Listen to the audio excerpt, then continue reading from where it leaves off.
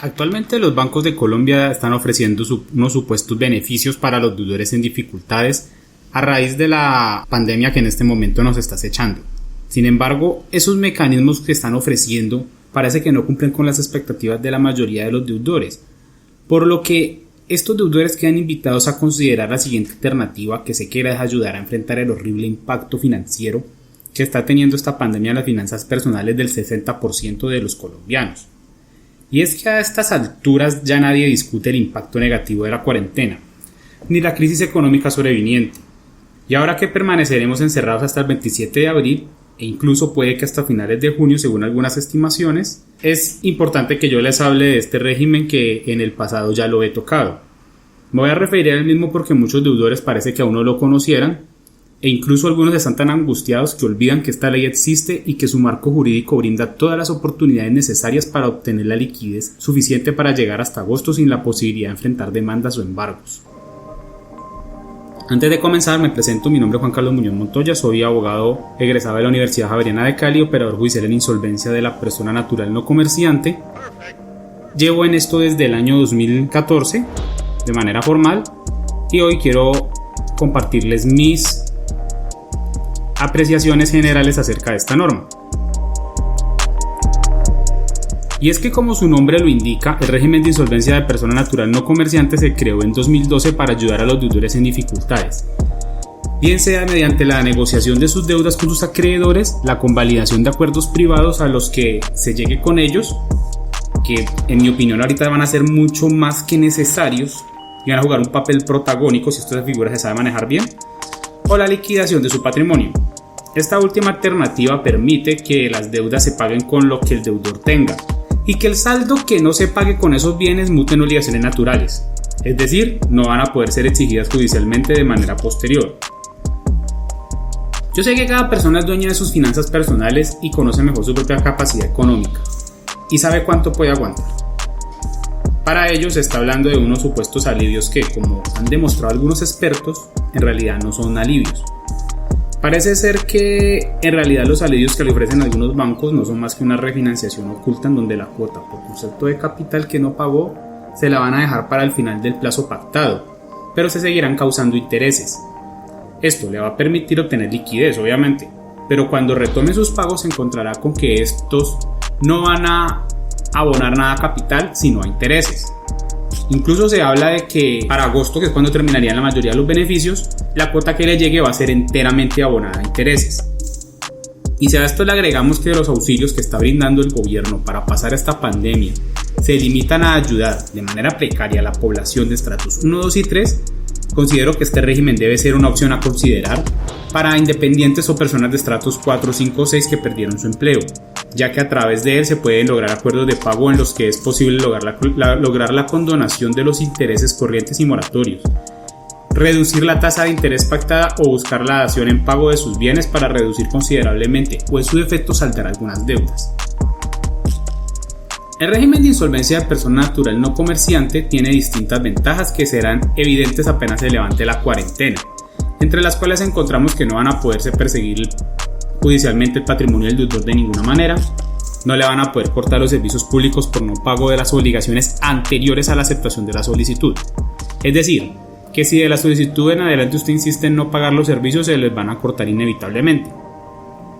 Si los servicios ya se los cortaron, se los deben restablecer.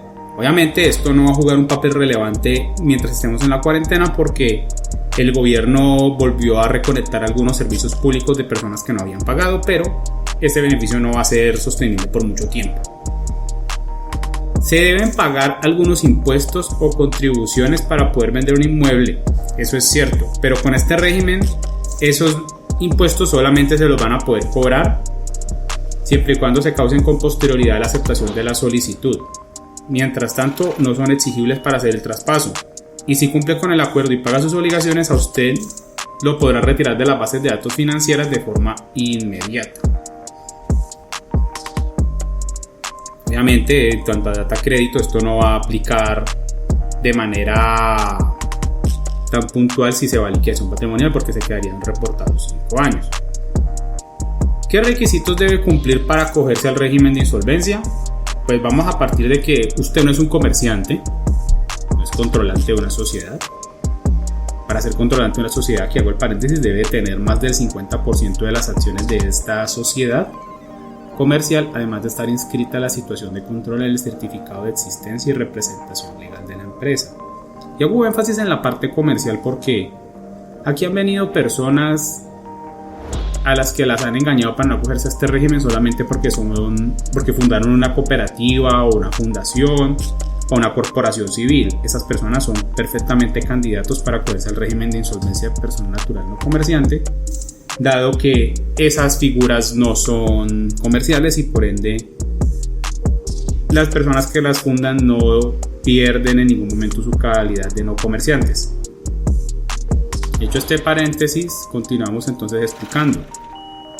Vale también aclarar que este régimen tampoco es para las personas que hacen parte de un grupo de empresa, en cuyo caso, si no se encuentra dentro de estas situaciones, esta persona solamente debe cumplir con estos requisitos si se quiere acoger al régimen. 1. Estar en cesación de pagos de 2 o más obligaciones con 2 o más acreedores por más de 90 días calendario. Ojo con esa parte, no son hábiles. Tener 2 o más procesos ejecutivos o de jurisdicción coactiva que cursen en su contra. Debe tener más del 50% del pasivo total a su cargo en mora. Para acreditar esa situación, la ley solo le exige declarar bajo la grad de juramento que sí la cumple. Si reúne esos requisitos, esos supuestos de insolvencia que básicamente se resumen en estar en cesación de pagos, la ley le exige aportar unos documentos para la admisión de su trámite. Yo no voy a hablar de ellos ahora porque son varios y ya lo he hablado en algunos artículos anteriores que yo voy a dejar abajo en la descripción.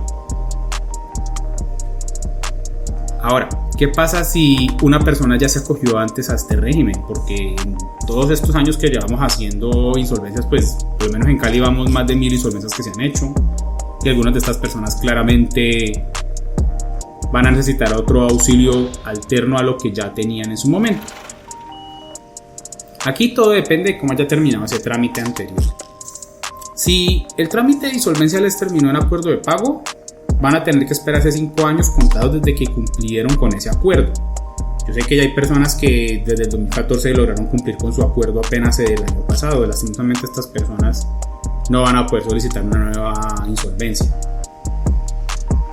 Si el trámite por el contrario terminó en liquidación patrimonial, se tiene que esperar ya no 5 años sino 10 años desde que se profirió la providencia de adjudicación. A la fecha ninguna persona ha cumplido con esos 10 años, así que si su trámite termina en liquidación patrimonial, olvídese de volverse a acoger al trámite de insolvencia.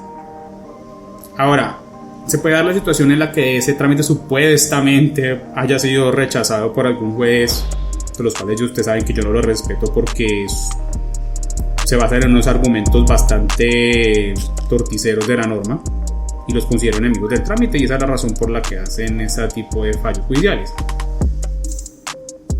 En mi concepto jurídico y en conformidad con la forma en que se está manejando ese tipo de situaciones en otras instancias como la Superintendencia de Sociedades, dado el caso de que algo así se llegue a presentar, yo les diría a ustedes que simplemente vuelvan a presentar la solicitud las veces que sea necesario.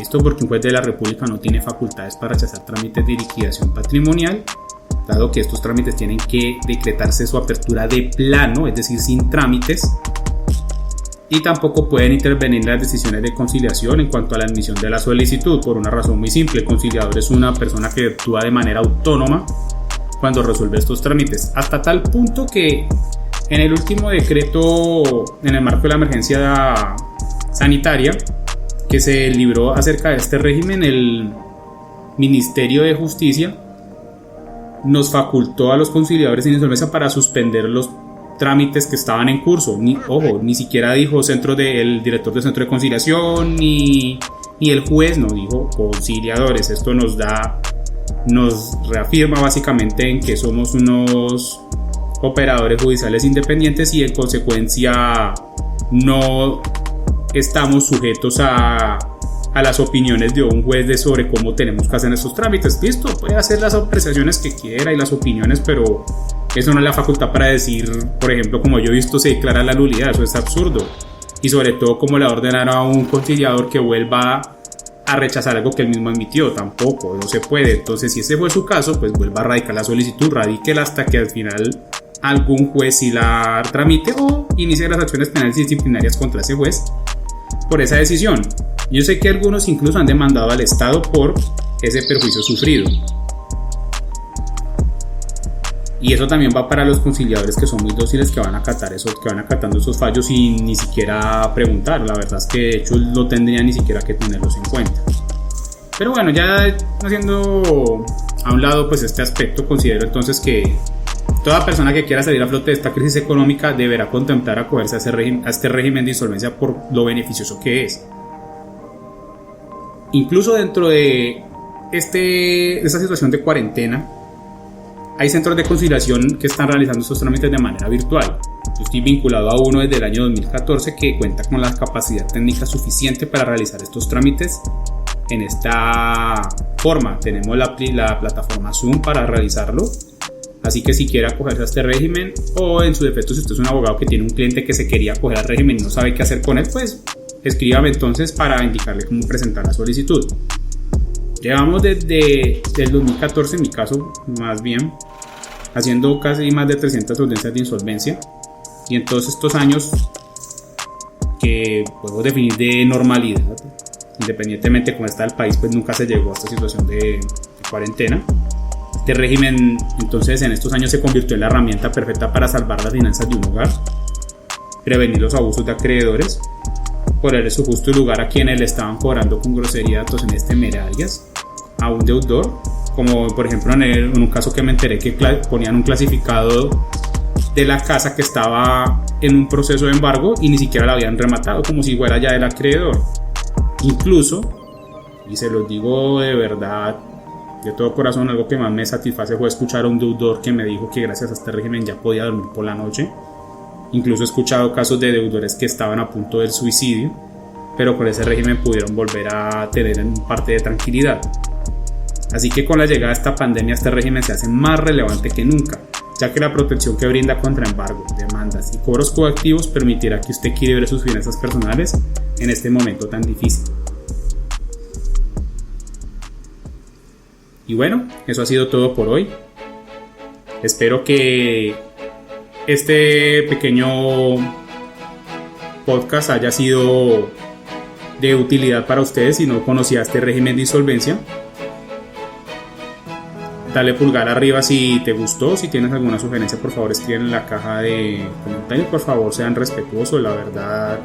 Creo que si en este momento de cuarentena ustedes insisten en desquitarse con desconocidos por redes sociales, la verdad que en mi caso van a perder el tiempo porque van a ser denunciados y ni siquiera pueda leer esos comentarios porque me interesa honestamente estar lidiando con gente frustrada en un momento en el que la humanidad antes debería de estar buscando una tranquilidad ante una situación de ansiedad y incertidumbre pues tan adulta como la que estamos teniendo. En todo caso, no olvides seguirme en mis redes sociales si te gustó este contenido. Estoy tratando de sacar podcast todos los días. También estoy tratando de escribir artículos en mi blog de utilidad para las personas en esta cuarentena, tanto para abogados como para no abogados. Así que te invito a suscribirte en mi blog. Encontrarás en el blog munosmontoya.com la forma para suscribirte vía correo electrónico. Asimismo, también te invito a seguir mi blog alterno, es insolvenciascali.wordpress.com, el cual también dejo en la caja de comentarios para que lo revisen, en el que ofrezco consejos de finanzas personales para deudores y no deudores. No olvides también seguirme en mis redes sociales, me encuentras como @jcmunosmontoya tanto en Facebook y en Twitter. Sin más que decir, me despido y les deseo un excelente día cualquiera que este sea. Muchas gracias.